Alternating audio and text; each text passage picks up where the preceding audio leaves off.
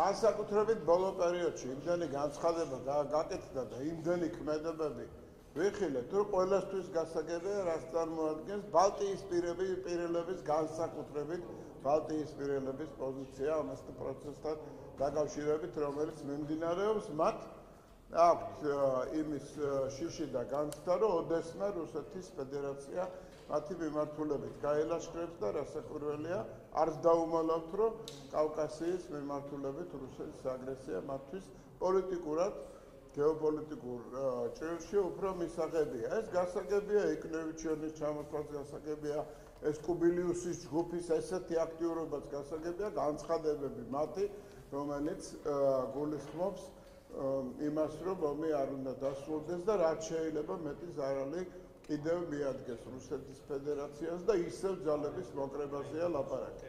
ეს გასაგებია, მაგრამ გაუგებარია აბსოლუტურად ქართველი ეროვნების, ქართველი პასპორტის მქონე ადამიანების საქმიანობა ამასთან დაკავშირებით, თვითონ ვერ ხედავენ ამდენი სისხლი, ცრემლი იგრება მსოფლიოში, რამდენი ბავშვი და დედატირის და როგორ ესე გააფთრებით იბრძვიან როგორმე სისხლიდან გრევა და ეს პროცესი საქართველოში შემოიტანო, ცეცხლი შემოიტანო საქართველოში. გუშინ იყო აი ამის დემონსტრირება და მე მაინც ვფიქრობ და იმედს ვიტოვებ, რომ საზოგადოების დიდმა ნაწილმა კარგად აუღო ალღო შექმნილ ვითარებას მსოფლიოში და შედეგად ვიხილეთ ის, რაც ვიხილეთ.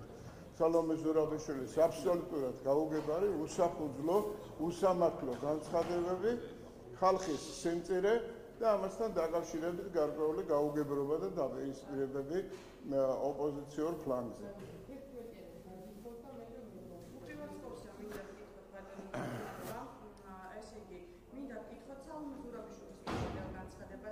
მან დაუშვა, რომ შესაძლებელი არის ახალი არჩევნების ჩატარება და ოპოზიციის მონაწილეობა არჩევნებში ერთი პირობით თუ იქნება საარჩევნო რეფორმა და მაგალითად თუ ახალი არჩევნები ანუ არ უნდა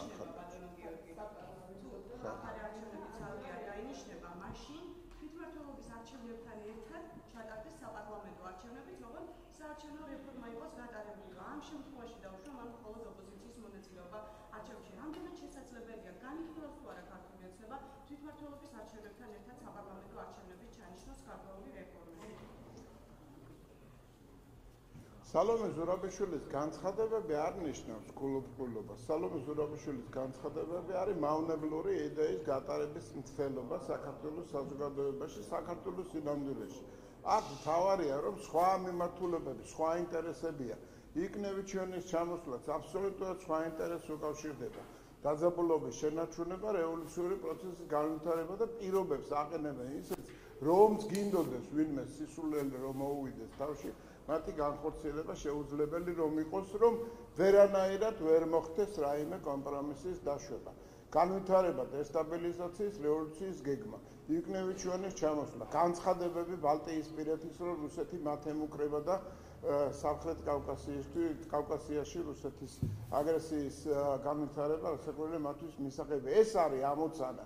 ამ ამოცანას ემსახურება სალომე ზურაბიშვილი, თუმცა იმ მარიონეტობაში სერიოზული პრობლემები გააჩნია, როდესაც საკუთარ აზრს გადმოსცემს ან საერთოდ უნდა ვიღაცის ნაკარნახები სუფლიორის ტექსტი წარმოუდგინოს საზოგადოებას. მე მგონი ეს ძალიან აშკარად გამოჩნდა გუშინწინაც და მე ვფიქრობ, რომ ხვალისთვისაც ძალიან აქტიური იქნება.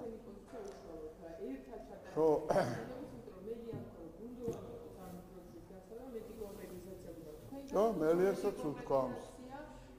არაფერი მეტი კონკრეტიზაცია არ არსებობს, არავით არის არჩევნები. ამათ არ უნდათ არჩევნები. ამათ უნდათ სულელური წინადადებების შემოთავაზება სპეციალურად. იმისათვის, რომ როგორმე არ იქნეს დაშვებული არჩევნები და გარკვეულ პირობებს უყენებენ ოპოზიციას, ვისაც განზრახული აქვს, რომ არჩევნებში მონაწილეობა მიიღოს. ადგილობრივ არჩევნებში ამათ ასურთ ადგილობრივი არჩევნების ჩატარების იდეის გაჟღერებაც კი, როდესაც ერთად იკრიბებიან და საქართველოსთან დაკავშირებით ბოროტ აზრებს გამოთქვამენ. ეგ არის მათი კრედო. ამიტომ არის ჩამოსული იკნევიჩიანი და არის განცხადებებს ვისმენთ, აგრესიულ განცხადებებს, რომელიც ყოველდღიურად აწუხებს ჩვენ საზოგადოებას არა, მხოლოდ მსოფლიოს. რომ ომი არ უნდა დამთავრდეს, რომ სისხლი უნდა იღვრებოდეს, წრემლი უნდა იღვრებოდეს. ეს არის მათი ამოცანა. ამ ამოცანის შემსრულებელი მარიონეტი ერთ-ერთი არის სალომე ზურაბიშვილი, ისიც უნიათო. კარგით, რა ბიჭებო, ცოტა ხანს გაჩერდით, რა მოხდა ახლა, რა არის? წავალ ეხლავე რა და ილაპარაკეთ მე რამდენი დღე. აი ნახე ხატია ხო, კარგი ეყოფა. 11-იანში აქ ხატია, და აბა. ხო. აყოლეს. ხო. ხო, ბაჩიაშვილის სანამ ბაჩია იგივე საკითხი აქვს რა. თქვენ ხო იცხოვ, იგივე. ხო. მე საკმარისი შეოფაზე გუშინდელი. მეტი დამატება არ მაქვს. თქვენ კიდაც სხვა, მე არ მინდა.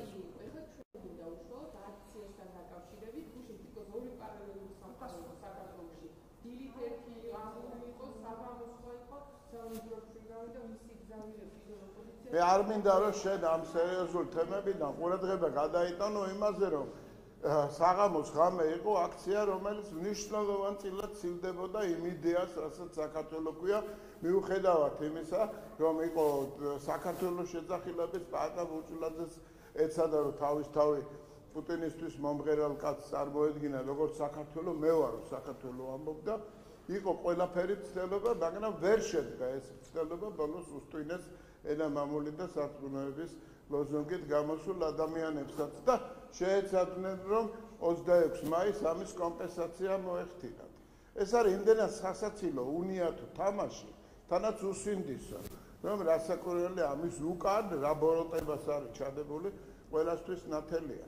ბოროტება, რომელიც არ ნელდება, რომელიც ჩვენს მიმართ აი ესეთი მუდმივი უკიფარი შეტევით ხასიათდება. ეს არის აი ამ შინაარსი ორი პარალელური სამყარო არ არსებობს. არსებობს ერთი სამყარო, რომელშიც ეს უნიათო მარიონეტები ცდილობენ ქვეყანა ურდაურია.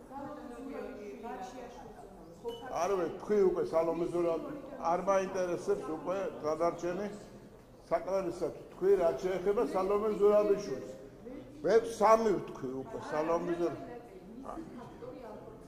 არაფერი ფაქტორი არ არსებობს. არა შეჯდა მწყერი ხესა, არა იყო გვარემისი, არის სალომე ზურაბიშვილის ფაქტორი.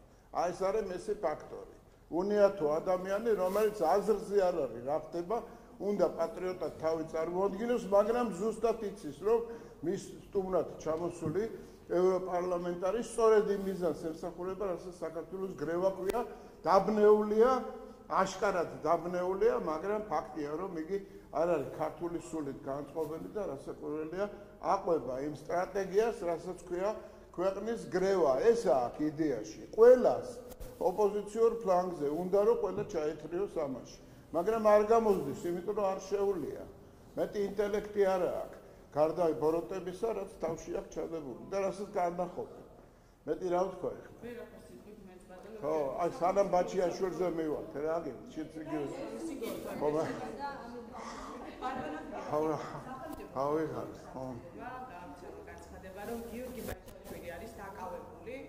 რა გარიგების შედეგად მოახერხა ქართულმა ოცნებამ გიორგი ბაჩიაშვილის დაკავება? რა შეგვიძლია? რა გითხათ, მელაძემ დაალეკა სუში და თქვა რომ აქ არის. ნუ ეცი რა არის, რაღაცა ირონიულ კითხვას მისვავთ და მე გარიგება არ ვიცი რა მოხდა, მე როგორც ინფორმაცია მაქვს, მელაძემ დაალეკა სუში და უთხრა რომ ბაჩიაშვილი ამ ადგილას იმყოფება. რავი, აი რა სხვა რა უნდა დაიჭირე. აი ბაჩიაშვილი ზოგადად ხა სასამართლო დაადგენს და გამოძიება გამოვა იმედია მტკიცებულებების ერთობლიობა არავის ეჭვს არ უტოვებს რომ დამნაშავეა მაგრამ ჩვენი გადასაწყვეტი არ არის რასაკვირველია ფაქტია და ამ ფაქტს ვერ გავექცევით და არც აქვს თავად ბაჩიაშვილს არაფერი გამამართლებელი ამბობს რომ ავიღე თანხა ამ თანხით მივიღე მოგება და ეს მოგება დავმალე თვითონ ამბობს ამას მაგრამ ვალდებულება არ მქონია ეხლა არის დავა ამ საკითხებთან დაკავშირებით გაიპარა და რასაკვირველია ჩართული იყო გარკვეულ საქმიანობაში მისი განცხადებები ნახეთ იმისათვის რათა იქნებ გადარჩენილიყო ამ რევოლუციური გზის განვითარებით მაგრამ დღეს აღნებული აქვს ბრალდება საზღვრის უკანონო კვეთაზე ეს ფაქტია და ამ ფაქტის იქით რადებს ეს შემდგომი განხილვების საკითხი.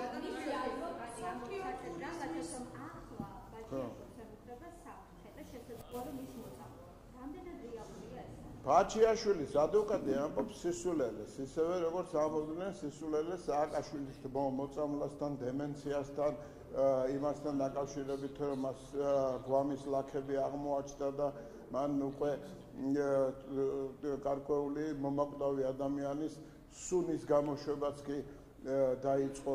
აბსოლუტური სისულელეები ვიხილეთ, ვისმინეთ, ამასთან დაკავშირებით იგივე სისულელეს ლაპარაკობს ახლა ბაჩიაშვილთან დაკავშირებით მოწამვლ. საქართველოში არავის არ წამლავენ.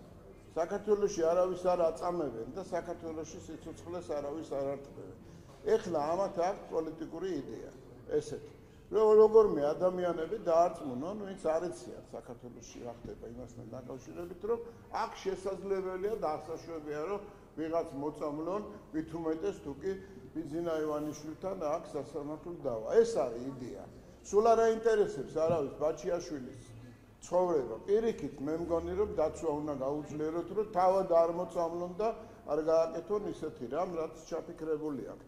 რომ როგორმე საქართველოს დაარტყან მის ავტორიტეტს დაარტყან ქვეყნისა, რომელიც საკმაოდ წინა პლანზე დგას ამ დემოკრატიული პროცესების განვითარების თვალსაზრისით. მე როდესაც გარიგებაზე ვკითხეთ, იცით რა გულისხმობდი, გაერთიანებული არაბთა საამიროებთან რომ შეთანხმება დაიდო ოპოზიცია ფიქრობს, რომ გაერთიანებული არაბთა ის უკვე დაიდო, ხო? ის უკვე ფაქტია, რა ხატია. ოპოზიცია აღმოჩნდა, რომელიც გაეროს მსოფლიო ტურიზმის ორგანიზაციის ბაჩიაშვილი თანამდებობას მოიცავდა, როდესაც ქართულ მოცნებამ მხარი დაუჭირა გაეროს წარმომადგენელს და არაჩვენ წარმომადგენელს და იყო საუბარი მასთან დაკავშირებით, სწორედ ეს გარიგება იყო მათ შორის ბაჩიაშვილის გადმოცემის ან რაიმე მსგავსის საფუძველი. აი ლექციის მოკლე კურსი რა. უპირველეს ყოვლისა საქართველოს თუ თავის კანდიდატს ხარს უჭერს, ეს იმას არ ნიშნავს, რომ იგი არჩეული იქნება, მით უმეტეს თუ საქართველოს დაუჭირა ერთი საკმაოდ ვრცელი ვადის დამთავრების შემდეგაც ამ ვადის დაწყებამდეც და 8 წელია საქართველოს თავის კანდიდატს ხარს უჭერს, მაგრამ თუ კი ბესამედ დააყენებს, ეს იმას არ ნიშნავს, რომ მას მხარდაჭერა ქვეყნებისაგან გარანტირებულია. აქედან გამომდინარე ინტრიგის შემოტანა არის უსინდისობა და ვინც ეს ინტრიგა შემოიტანა, ისიც უსინდისოა ამ შემთხვევაში. და ბაჩიაშვილთან დაკავშირებით რა კავშირშია არ ვიცი. რა შენს ქვეყანასთან დაკავშირებით რას ლაპარაკობ? არა, ნუ ეთყობა არჩევითი ორგანო რას წარმოადგენს, არ იცით თქვენ და საქმის კურსში არ ახართ. ბიჭებო, ერთ წუთს გაჩერდით რა, ძალიან გთხოვთ რა, რა მოგივიდათ რა, რა ვთქვი ესეთი. ბიჭებო. ეს ნიშნე. ცოტა ხანი გაჩერდით რა, რა იყო, რა მოგივიდათ.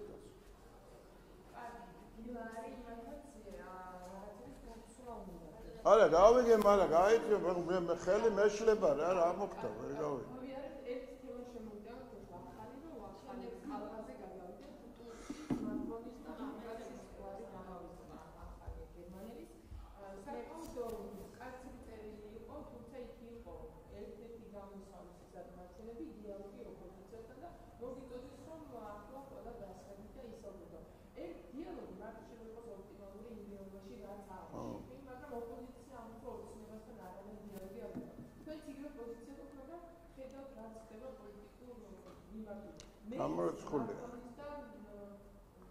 ტუსკის განცხადება. შევიფასოთ და შემდეგ დიალოგზე. მე არ მგონია მაკრონის, ტუსკის და გერმანიის კანცლერის დონეზე ყველა იმ მთელი ინფორმაცია იყოს მიტანილი და ცნობილი, მაგრამ ფაქტია, რომ არ შედგეს არანაირი დიალოგი და არ განვითარდეს არანაირი პოზიტიური პროცესი, ეს ამოცანა დიდი ხანია მუშავდება. 2013 წლიდან მოყოლებული ინტენსიური მუშაობა მიმდინარეობს იქითკენ, რომ საქართველოს საზოგადოება როგორმე გაიხლიჩოს და შესაძლებლობა მიეცეს ამ რადიკალურ ოპოზიციას განავითაროს თავის გეგმა. ეს ვიხილეთ ბოლო წლებში. განსაკუთრებით აება 2021-დან მოყოლებული რამდენი მცდელობა იყო რევოლუციის. ეს გეგმა არ მომშლილა. აქედან გამომდინარე ნებისმიერი საკითხის დაყენება იმასთან დაკავშირებით, რომ საქართველოში ყველა სტრუქტურა უნდა გაუქმდეს, ცესკო უნდა გაუქმდეს, სასამართლოები უნდა გაუქმდეს, საერთაშორისო სტრუქტურებმა ხელში აიღონ მართვა და მერე ჩატარდეს არჩევნები არის სწორედ აი ამის ინდიკატორი. რომ არანაირი მოლაპარაკების სურვილი არ გააჩნია ადამიანებს გააჩნიათ ერთადერთი სურვილი რომ როგორმე თავის პატრონებს დაუმტკიცონ რომ არიან საუკეთესო მარიონეტები აი ამ ამოცანის შესასრულებლად. რასაც ქვია რევოლუცია, რასაც ქვია რუსეთთან დაპირისპირება და რასაც ქვია საქართველოში რუსეთის დამანგრეველი ძალის როგორმე გადმოტანა რომ არ განვითარდეს ეს მიმართულება ვერ ვითარდებოდეს ევროპისაკენ. ეს არის იდეა. ამ იდეის გარშემო ვიღაცა რამდენ უტიფარ განცხადებას გააკეთებს, იმდენი ჩვენ უნდა გავაკეთოთ კომენტარები. არასწორია, ამის იქით უნდა დავინახოთ, რა დევს ამ განცხადების იქით. ყველა მიცის რომ არჩევნები არ გაყალბებულა, ყველა მიცის რომ საგარეო კურსი ვერ შეიცვლება, არ შეიცვლება. ეს არ არის პრინციპის ამბავი, მხოლოდ რომელიც გაგვაჩნია და მყარად გევართ ამ პოზიციაზე. ეს არის სტრატეგიის, ეს არის საქართველოს ეროვნული სტრატეგიის განხორციელების აუცილებლობა. დაცული უნდა იყოს ქვეყანა. 20% ოკუპირებულია, სამხედრო ობიექტებია, სარაკეტო კომპლექსებია საქართველოს ტერიტორიაზე. და ყველა ცდილობს როგორმე ეს ძალა რუსეთის ამოქმედდეს და აქ მოხდეს სამხრეთ კავკასიური შეჯახება. რომ მიმართულება ევროპისკენ იყოს შერბილებული. ეს არის იდეა. და ტუსკის და ნებისმიერი სხვა ლიდერის განცხადება არის მხოლოდ წინ ფარდა, რომლის უკანაც ძალიან ბოროტი პროცესები მიმდინარეობს. არაფერი, ალტერნატივა არის ქართველი ხალხის გადაწყვეტილება. არჩევნების გზით გამყარება პოზიციისა ქვეყანაში. ქვეყნის გამყარება და გადარჩენა, ეს არის ამოცანა. რასაკვირველი არ არის პოზიტიური ის ამბავი, რომ საქართველოში ოპოზიცია არ მონაწილეობს საპარლამენტო საქმიანობაში. მაგრამ ესეც ხო გეგმას ექვემდებარება და ამ გეგმას ხომ ვერ აუყვებით და ხომ ვერ მოუხრით ქეთს და მართლაც ალფეხზე ხომ არ დავდგებით. უდიდესი რაოდენობა საზოგადოებისა მხარს უჭერს იმას, რომ ქვეყანა არ დაინგრეს. ეს არის ამოცანა, ეს არის გამოსავალი. არავინ არ ამბობს, რომ ადვილია ეს. რასაკვირველია, რთული სიტუაცია, არავინ არ ამბობს, რომ ადვილია, მაგრამ ფაქტია, რომ ადამიანების მარგინალიზაცია მოხდა, ლიდერების მარგინალიზაცია. განსაკუთრებით იმ ლიდერებისა, რომელიც ბოლო პერიოდში გადაწყვეტეს, რომ წამოაყენონ როგორც მედროშეები, პატა ბურჭულაძე, სრულიად ყეყეთში სამარცხვინო პიროვნება. სალომე ზურაბიშვილი, რომელმაც არათუ თავი ვერ მოაბა ამოცანის შესრულებას, არამედ იმდენად ანტიქართული მუხტით არის წინ წამოწეული, რომ ადვილად გაიშიფრა. ყველა, ვინც აი ამ პროცესის გარშემო ტრიალებს, ყველას ერთადერთი ამოცანა აქვს თავში, რომ როგორმე რუსეთის აგრესია იყო საქართველოს მიმართ განვითარებული. სხვა ამოცანა არ არსებობს. აბსოლუტურად არანაირი მნიშვნელობა არ აქვს, რა განცხადებას აკეთებს ტუსკი და მაკრონი. და კიდე რა გვარი ეს? ერთი. ირაკლი ყოფახიძის განცხადება გვახსოვს ჩვენ, როდესაც ის ხო. ალბანეთიდან, რომ მასსა და მაკრონს შორის შედგა ისეთი საუბარი, რომ თითქმის ყველაფერზე თანხმდებიან. ყოველ შემთხვევაში პრემიერ-მინისტრი ხო, 20 წამში რა მოასწარითო? კი ბატონო, მოკლედ თვითონ ამბობს, არა, თვითონ ამბობს ამას ყოველ შემთხვევაში ირაკლი ყოფახიძე და ამ განცხადების ფონზე, ამ სამი ქვეყნის საერთო განცხადებას პირველი ეს იყო ეს შეკითხვა დასვა.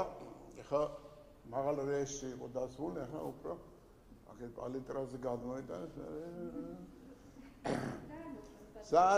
ძალიან მომწონს პირიქით. საშუალებას მაძლევს თქვა ის რაც სათქმელია.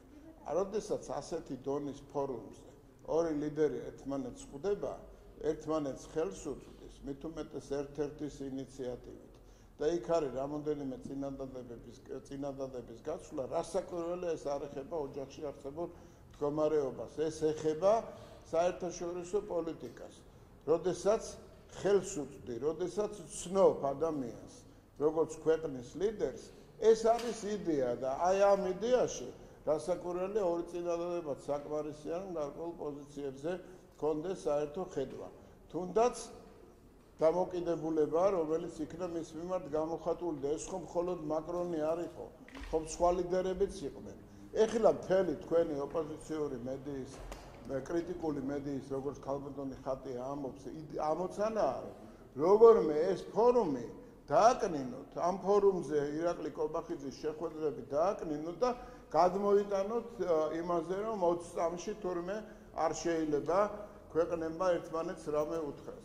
მე თქვენ რომ არ გელაპარაკებით, არ ვთქვათ, არ ვცნობ რა პალიტრას როგორც ტელევიზიას. ხო? მაგრამ ვთქვათ, მაგალითად, ასლავა როგორ არ ვცნობ რაშიც. ემატოხიაშვილის ხათრით ყველაფერს ვცნობ. მაგრამ რომ მოვდივარ უკვე და რო გესაუბრებიათ, არა დღეს, არამედ გარკვეულ ფორუმზე, სადაც მედია ფორუმზე, მაგალითად ეს იმას ნიშნავს, რომ მე თქვენთან მაქვს გარკვეული საკითხები და მე თქვენთან ამ საკითხებზე სალაპარაკოთ ვარ მზად. სულ მცირე ვცნობ იმ ტელევიზიას, რომელიც სულ მცირე ვცნობ იმ ქვეყანას, რომელიც იქ არის წარმოდგენილი. ზის განცხადებით გამოდის მისი ლიდერი, ხვდება სხვადასხვა ლიდერებს, რასაკვირველია ამის დაკნინებისათვის გადატანა იმ 20 წამიან შეხვედრაზე, რომელიც ასევე საგანგებოდ მნიშვნელოვანია, მე არ მგონია, რომ წარმატებული ცდელობა იყოს.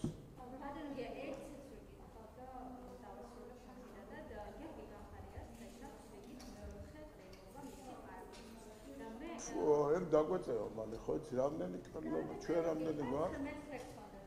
ო, ერთ ხუთს ჩაატარებს. უბრალოდ მე ის კითხვა მინდა. გიორგის მოეფერე, გახარია თქვენ. თქვენი გახარია იყო, ჩემი იყო ახლა სხვის. იყო რასაკვირველია გარკვეული პერიოდი ქონდა, მაგრამ მე რეალურია.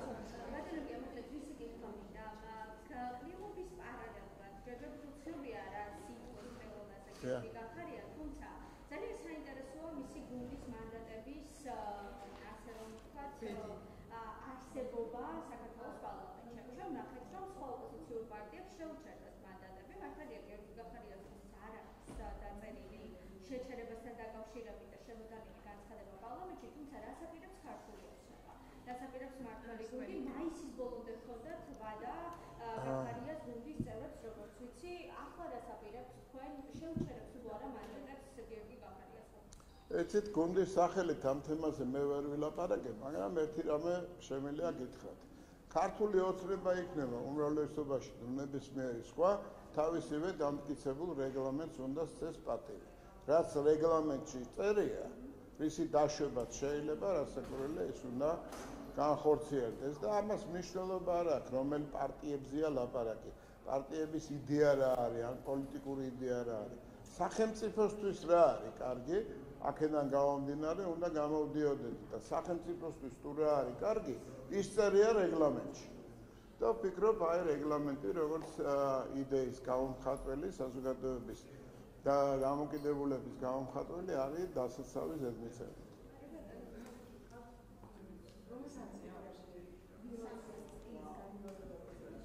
ვერ მოვასწრებ ხოლმე ეგწას. არა, იმასთან. საგარეოს აქვს საერთოდ.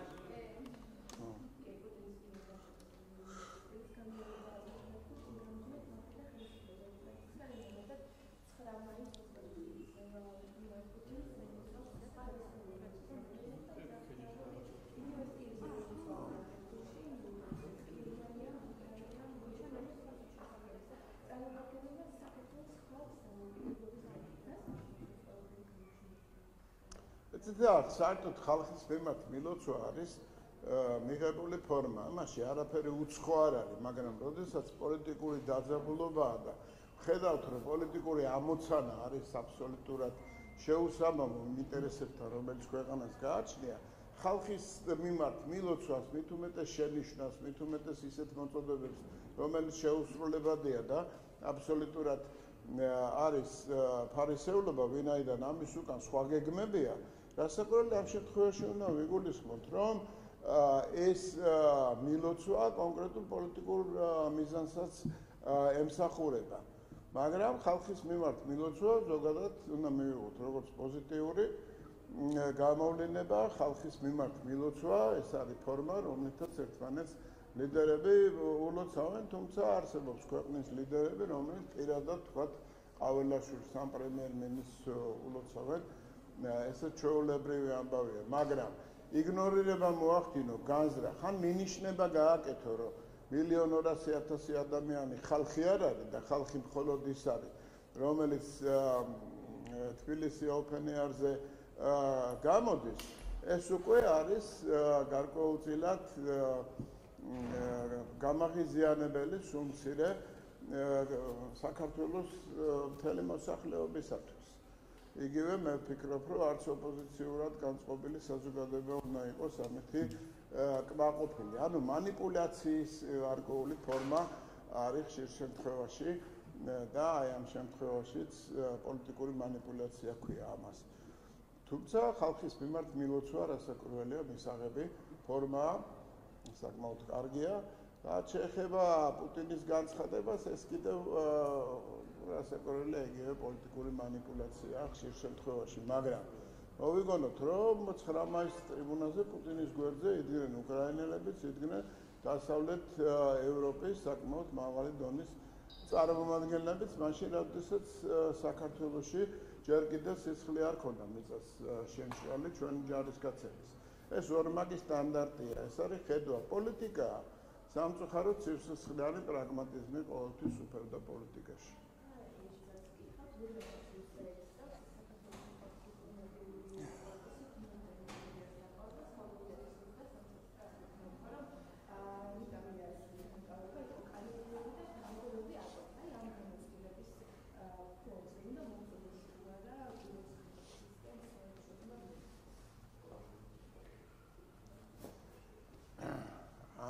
ხონზე არ ვიცი, მაგრამ საერთოდ დამოკიდებულება საქართველოს მიმართ არის რაღაც ვასალის მიმართ დამოკიდებულებას გავს.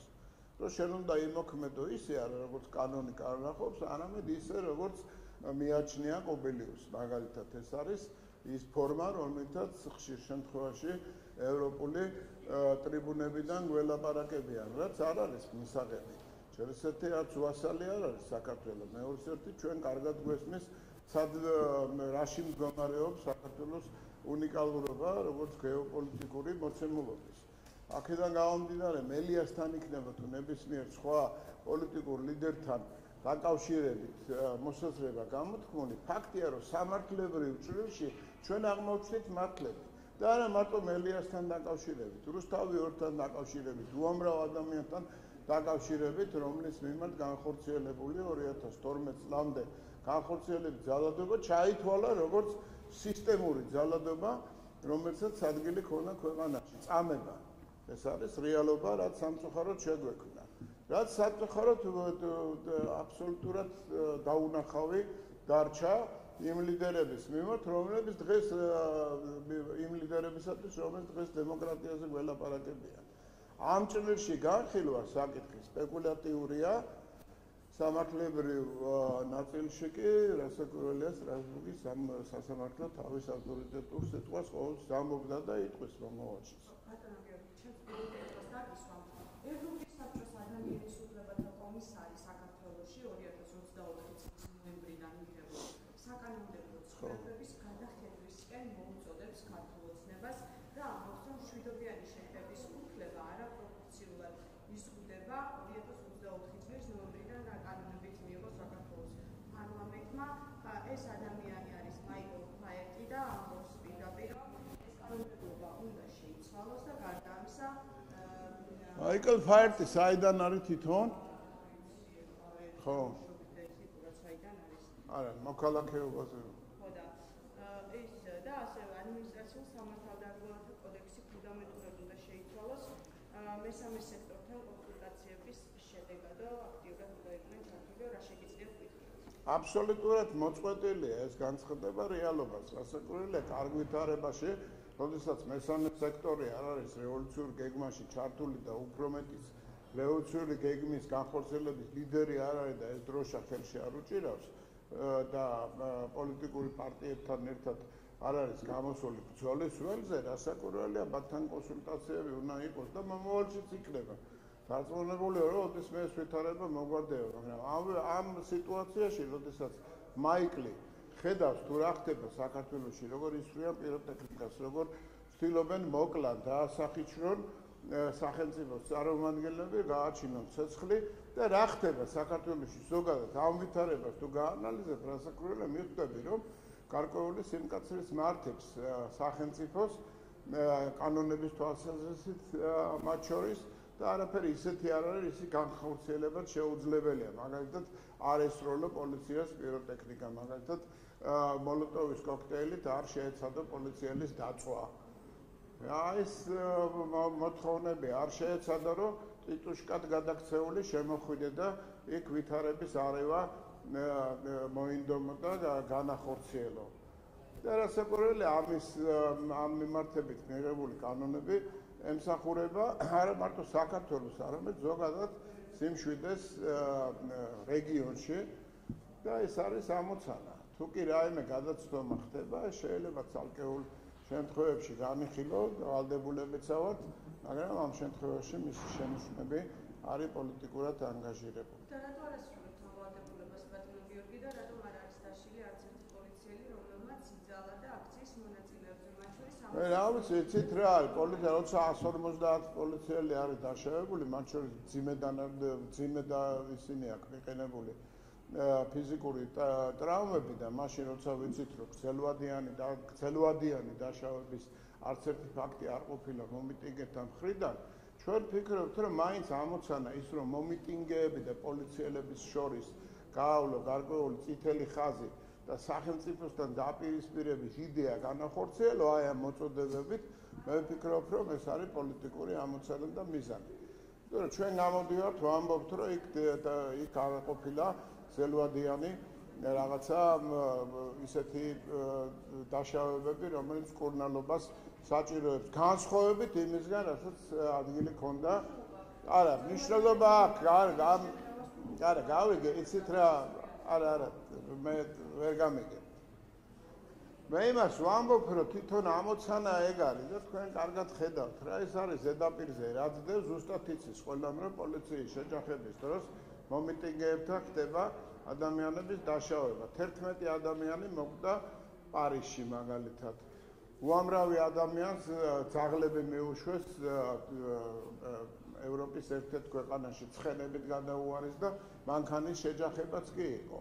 ესროლეს პირდაპირ ცეცხლსასროლი იარაღი, მაგრამ როდესაც ამაზე თვალს ხუჭავდა, შენ ფიქრობ, რომ საქართველოში რევოლუცია ვერ მოხდა და გამოდიხარ და წუხილს გამოთქვა იმასთან დაკავშირებით, რომ არავინ არ მოკვდა, რასაკვირველია, აქ უფრო სერიოზული ჩაფიქრება გვმართებს. არის კი ეს დაშავებები ადამიანის მატერიალური საწუხარი.